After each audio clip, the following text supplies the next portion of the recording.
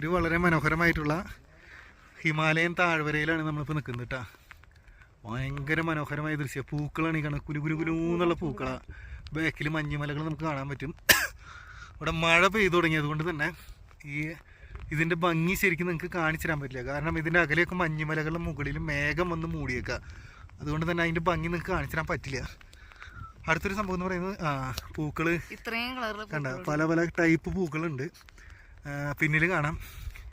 ഇത് ഇവിടുന്ന് ഇനി ഞങ്ങൾ ഇറങ്ങാണ്. ഏകദേശം ഞാൻ പറഞ്ഞല്ലോ 10 കിലോമീറ്റർ യാത്ര ചെയ്തിട്ടാണ് ഈ ഒരു സ്ഥലത്തേക്ക് വന്നത്. ജനവാസമുള്ള ഏരിയ അല്ല. കാരണം എപ്പോൾ വേണമെങ്കിലും കാലാവസ്ഥ മാറും, മൂടൽമഞ്ഞ് വരും.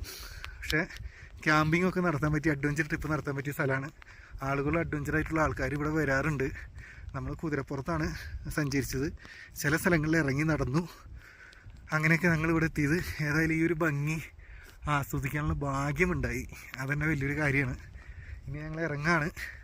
Okay, see U.